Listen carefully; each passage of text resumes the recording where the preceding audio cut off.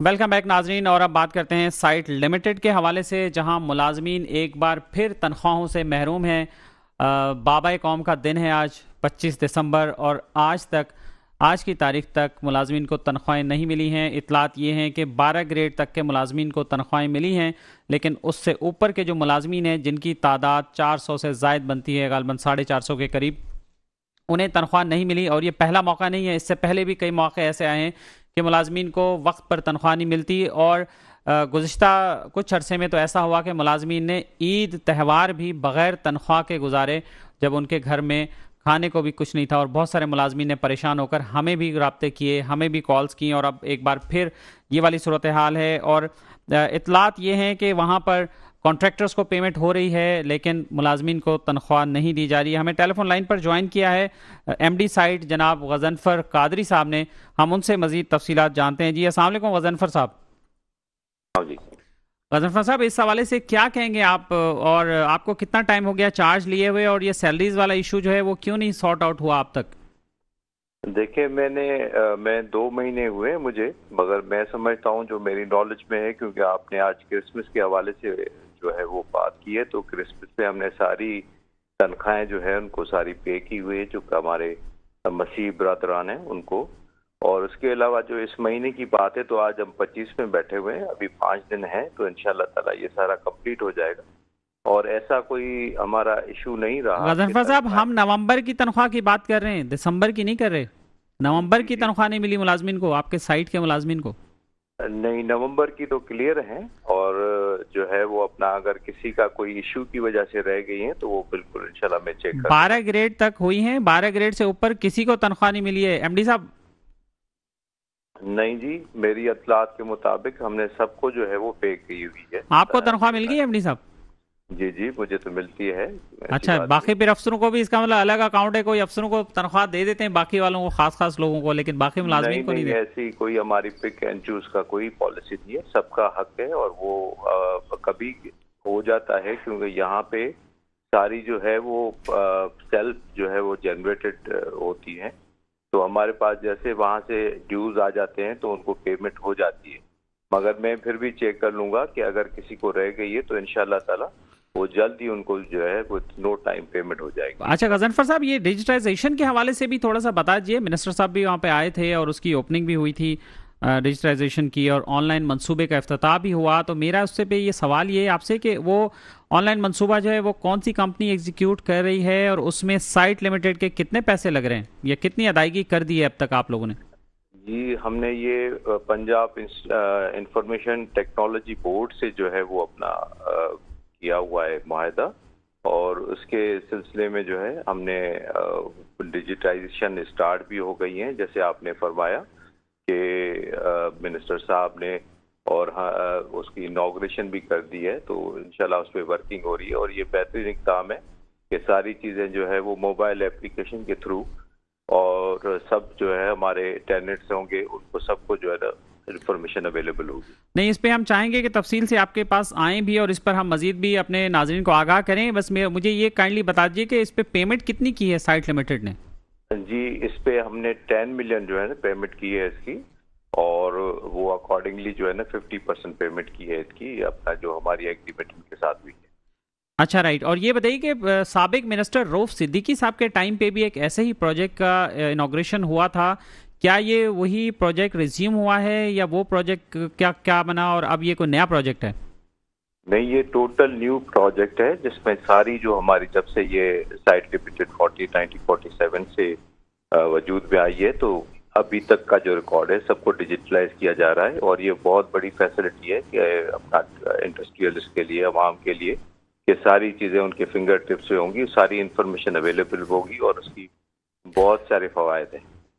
अच्छा गजनफर साहब, आप हमारे साथ मौजूद हैं, उसका फ़ायदा उठाते हुए हमारे पास एक और भी स्टोरी है जो हम अभी शेयर करेंगे अपने नाजरीन से, कि एक मसीही मुलाजिम हैं आपके साइट लिमिटेड के, और वो गुज़श्ता कई साल से बेचारे धक्के खा रहे हैं। उनकी मुलाजमत टर्मिनेट हो गई थी, और फिर वो री इंस्टेटमेंट के लिए दरख्वास्तें दी उन्होंने, लेकिन आज क्रिसमस भी वो ऐसे ही मना रहे हैं, उनके घर में भी बीमार हैं।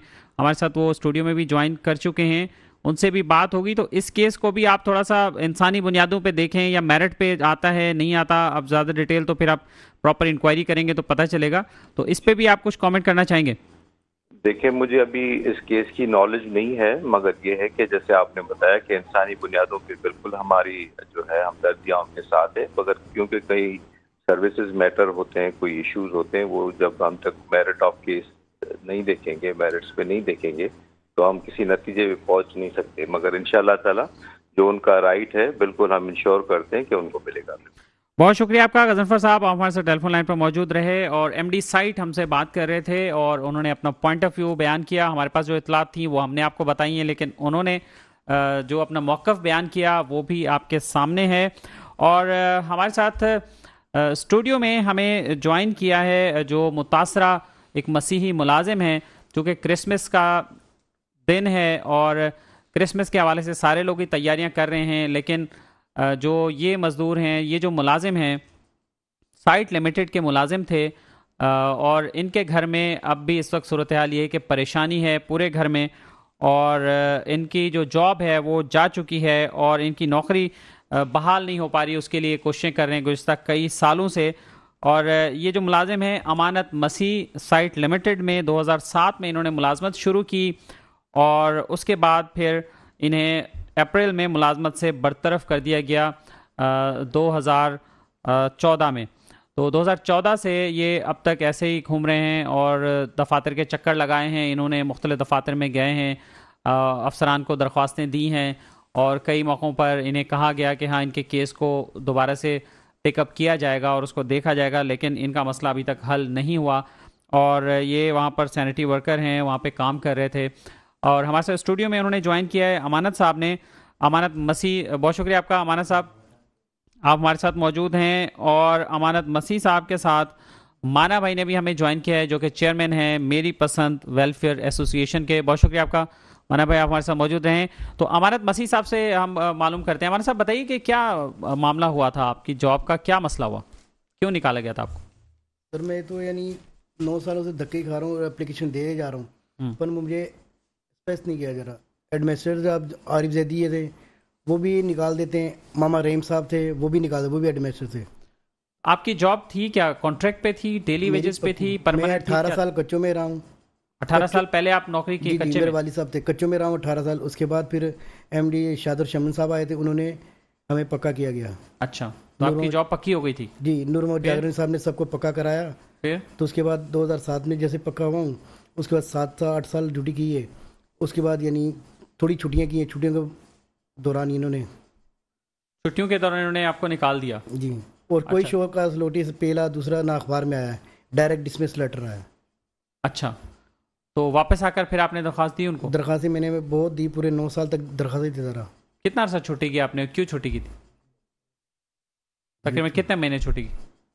कोई कई महीने छुट्टी की आपने या कुछ दिन? तो 1.5-2 महीना होगी। अच्छा, घरों की परेशानी थी कुछ। अच्छा, फिर जब वापस आए तो फिर दरख्वास्त दी तो फिर क्या हुआ? एडमिनिस्ट्रेटर साहब आरिफ जैदी साहब है, उन्होंने भी यानी जब दरख्वास्त जाती है वो कीड़े मकोड़े समझ के मैं भगा देते बाहर। अच्छा, केरे गरीब लोगों के लिए। उसके मामा रहीम था, उसने भी यही कर दिया। अहमद नवाज जागरनी साहब था, उसने अच्छी स्पेस में लिखा जिसके बहाल किया जाए, उनके लेटर भी लगे हुए फाइल में। फिर ये माना भाई आज आए क्रिसमस के दौरान, ये भी केक वेक लेके आए और बच्चों को खिलौने वाले ने दिए। अच्छा, कितने बच्चे हैं आपके और कहाँ रहते हैं? किराए का घर है, अपना घर है? मेरा किराए का घर है। अच्छा, कितने बच्चे हैं आपके? मेरे 4 बच्चे हैं।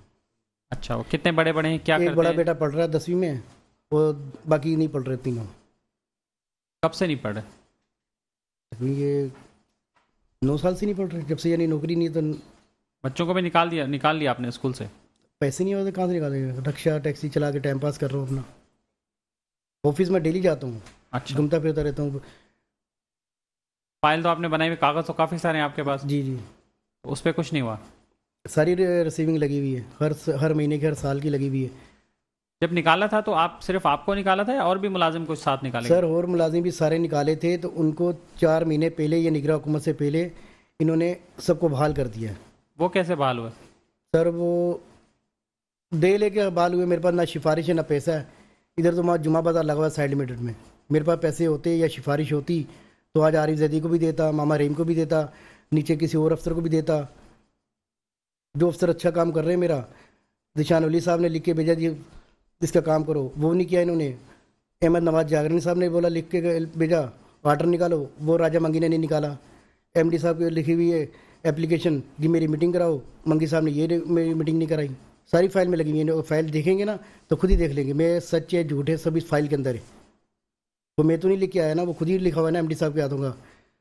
तो फिर वो लॉ ऑफिसर हमारी लुबना साहब है, उन्होंने अच्छी स्पीच पे लिख के भेजा।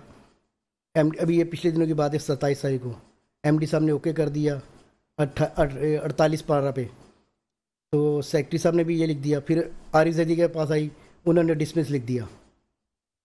उन पता नहीं क्या तकलीफ है, हमसे परेशानी क्या है।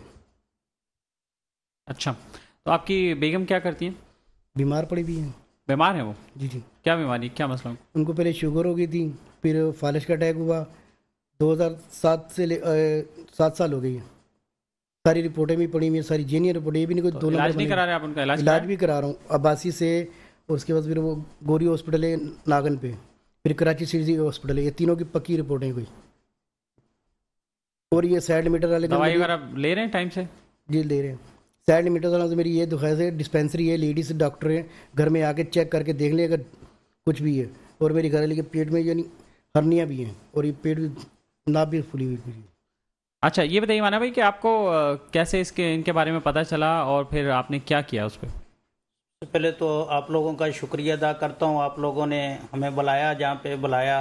आज ऐसा ईद का एक मौका था, घर बच्चों को भी छोड़ के मुझे जहाँ आना पड़ा। तो सबसे पहले मैं इसके घर पे गया और जाके इसके बच्चों की हालत देखी। पहले भी गया था, जो मेरे से हो सकता था मैं अपने थ्रू इसको सबको जो भी था। मैं अभी जहाँ चैनल पे बैठ के बहुत बड़ी बड़ी बातें करूँ तो अच्छी बात नहीं है, तो इसलिए मैंने जो भी था हो सकता था मैंने किया। फिर मैंने चलो रात को 2 बजे आपसे राब्ता मेरा हो गया और आप लोगों ने मुझे जहाँ बुला लिया। बहुत मैं आपका शुक्रिया अदा करता हूँ भी ऐसे मौके पे आपने बुलाया हम लोगों को। तो ये बहुत परेशान है बेचारा, इतना को परेशान है भी मैं कुछ बता नहीं सकता। जिस दिन मैंने इसकी बीवी की हालत देखी, इसके बच्चों की हालत देखी और इनका रोना पिटना देखा, और मुझे खुद भी रोना आ गया कि तो हम भी इंसान हैं, हम भी बच्चों वाले हैं। तो जब मैंने देखा और इसकी हालत, और एक सैड का मुलाजिम होकर और इसके घर पे खाना ना हो, सैड के अंदर वो लोग हैं जो इस वक्त अच्छे खासे हैं, जो मतलब खा रहे पी रहे हैं, और इसके घर पे वो कुछ भी नहीं था। और मुझे बहुत ज़्यादा दुख हुआ। तो इस वजह से फिर मैंने कोशिश की और मेहनत। जब ये हालात होंगे तो फिर क्रिसमस की भी क्या तैयारी की होगी? कोई तैयारी नहीं, कोई कुछ नहीं है। बच्चे बेचारे रो रहे थे, सुबह भी ऐसे ही मतलब यानी परेशानी की हालत। सुबह ये आए, इन्होंने कुछ दिया है, केक वेक लेकर आए। उसके बाद सैड वर्कर यूनियन के सद्दाम जागरण साहब है, वो आए थे, वो केक वेक दे के बच्चों को क्रिसमस का यानी गिफ्ट विफ्ट दे के। उनके साथ फरकान लड़का है उनके यूनियन का, सैड लिमिटेड यूनियन के, वो आए थे सुबह। उनके बाद ये आए हैं। अच्छा, तो आप क्या कहते हैं माना भाई इस हवाले से? इस वाले से यही कहता हूँ, सैड के ऑफिसरों को चाहिए इसकी मदद करनी चाहिए, इसके काम को देखना चाहिए और जल्द से जल्द इसको बहाल करना चाहिए। तो इंसानियत नाते पे जब मैं भी काम करता हूँ, मेरी पसंद वेलफेयर, मैं चेयरमैन हूँ और मैं मेरी पसंद वेलफेयर को लेकर मैं इंसानियत नाते पे काम करता हूँ। मैं ये नहीं भी एक मसीही है तो मैं उसकी मदद करता हूँ, मैं सबकी मदद करता हूँ और सबके साथ खड़ा होता हूँ।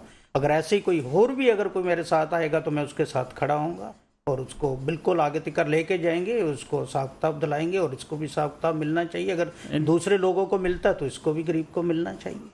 तो इनके केस के हवाले से आप क्या समझते हैं? इस पे साइट में जाके आप कोई हेल्प करेंगे इनकी? मैं बिल्कुल उनसे, 2 ऑफिसर अच्छे हैं जो अच्छे काम करने वाले हैं, सबका तो मैं नहीं कह सकता, जो अच्छे हैं काम करने वाले ऑफिसर हैं, मैं बिल्कुल उनको जैसे छुट्टी ख़त्म होती है तो मैं उनके पास जाऊंगा, उनको मिलकर और इसके मसले को हल कराऊंगा। अच्छा, तो आप क्या कहते हैं इस हवाले से? भाई इसमें तो क्रिसमस में तो हमारे पे ये माना भाई ने और सद्दाम जागरी ने हाथ रख दिया तो सिस्टम चल गया। आगे का अल्लाह मालिक जब स्टोर आएगा। माना भाई इस तरह के केसेस आते हैं और भी? जी सर, बहुत मुश्किलात परेशान, जैसे कह रहे थे क्रिसमस के हवाले से जो मुलाजमीन हैं वहाँ उनको तो तनख्वाहें दे दी हैं साइट में। जी जी जी, साइड के भी बहुत सारे केस हैं इस वक्त मेरे पास हैं, जो लोग रो रहे हैं, जो रिटायर हो जाते हैं उनको पेमेंट नहीं मिलती, बहुत सारे इशू, बहुत सारे लोग हैं और मुझे फ़ोन करते रहते हैं, मुझे बताते रहते हैं। वरना मैं दायरे को बदनाम नहीं करना चाहता, मैं नहीं चाहता कोई दायरा बदनाम हो, मैं सबकी सुन लेता हूँ और जिसका ज़्यादा मसला देखता हूँ फिर उसके लिए मैं थोड़ा तो अभी जैसे एमडी साहब ने कहा है उनको सारे केस की सारे मालूमात नहीं थी, वो कहते मुझे याद नहीं है, तो आप इनको लेके जाएं उधर। बिल्कुल हमारे शो का रेफरेंस आप कोट कर सकते हैं, यहाँ पे बात हुई उनसे। बिल्कुल अख्तर भाई, क्योंकि इतना अर्सा बगैर मुलाजमत के, तो आजकल मुलाजमत वाले परेशान हैं, उनका गुजारा नहीं हो रहा, बगैर मुलाजमत के कैसे गुजारा। अभी भी उन फीसरों की गाड़ियां चला रहा है, ये ड्राइवर आदमी है, हैवी ड्राइवर है और उनकी गाड़ी चला रहा है। 9 साल से मैं ऑफिस के अंदर ही गाड़ी चला रहा हूं, मिलता रहता है, तनख्वाह मिल जाती है, बाहर कहीं भी काम नहीं करता, वही फीसरों की खिदमत कर रहा है। पहले भी उन्हीं की खिदमत करता रहा है, अभी भी उन्हीं की खिदमत कर रहा है, उन्हीं की गाड़ियां चला रहा है, उन्हीं की गाड़ियां धो रहा है, उन्हीं की गाड़ियां चला रहा है, उन्हीं की खिदमत कर रहा है। अगर इसको डिसमिस कर भी दिया है सन 2014 से, तो बाहर नहीं है, ये इदारे के अंदर है और सुबह से शाम तक उन्हीं की खिदमत कर रहा है। नहीं, आप जा सकते हैं, आप पहले साइड में एमडी साहब के पास जाएं, उनसे बात करें, अगर नहीं होता तो आप सर्विस ट्रिब्यूनल में भी जा सकते हैं, और भी कई एक फोरम्स हैं जहां पे आप जा सकते हैं, अपने हक की बात आप वहां पे कर सकते हैं, और उस पर आप ज़रूर जाएं ताकि आपका मसला जो है वो हल हो जाए। हमारी तरफ से बहरहाल एक बार फिर आपको भी क्रिसमस की मुबारकबाद, और मसीह बरादरी को भी बहुत शुक्रिया, आप दोनों यहाँ हमारे शो में तशरीफ़ लाए। माना भाई आपका भी शुक्रिया, आप यहाँ मौजूद थे। नाज़रीन, हमने कोशिश की है कि साइट लिमिटेड के हवाले से जो मसाइल चल रहे हैं उस पर हम बात करें। साइट लिमिटेड में एक सबसे अहम मसला जो तनख्वाहों का है, ग्रेड 12 तक के मुलाजमीन को तनख्वाहें मिली हैं नवंबर की, और बाकी मुलाजमीन को अभी तक नवंबर की तनख्वाह नहीं मिली है, महीना एंड होने को है, लास्ट वीक है, और एमडी साहब कह रहे थे कि उन्हें पता नहीं है, उनके नॉलेज में नहीं है। मुझे बड़ी हैरानगी है, लेकिन अब वो कह रहे थे कि जी उनको नहीं पता और वो चेक करते हैं, शायद कुछ मुलाजमीन की तनख्वाह रह गई हो। ये साइट का मामूल क्यों है, इस हवाले से क्यों नहीं हिकमत अमली बनाई जाती कि मुलाजमीन को बर वक्त तनख्वाह मिल जाए। आप डिजिटलाइजेशन करें, अच्छी बात है, ये काम बहुत अच्छा है, लेकिन उसके लिए तो आपने 1 करोड़ रुपए उठा के दे दिए। हमारी इतला ये कि 1.5 करोड़ रुपए की पेमेंट की है, लेकिन एमडी साहब ने अभी बताया कि 1 करोड़ रुपए हमने अदा किए हैं, तो वो पैसे आपने अदा कर दिए, और मुलाजमीन जो इदारे के लिए काम करते हैं उनको तनख्वाह नहीं देनी चाहिए थी वक्त पर। ये सब चीज़ें भी मैनेजमेंट को ही सोचनी है और उसके बारे में मुस्तकिल उसका हल करना है। नाज़रीन, अगर आपने भी किसी इशू की तरफ निशानदेही करनी हो तो आप हमें व्हाट्सएप कर सकते हैं। हमारा व्हाट्सएप का नंबर स्क्रीन पर नज़र आ रहा है, आप सिर्फ व्हाट्सएप कीजिए, ये कॉलिंग का नंबर नहीं है। इसके साथ ही अपने मेज़बान अख्तर शाह रिंद को आज के शो से इजाज़त दीजिए। अपना ख्याल रखिएगा। अल्लाह हाफ़िज़।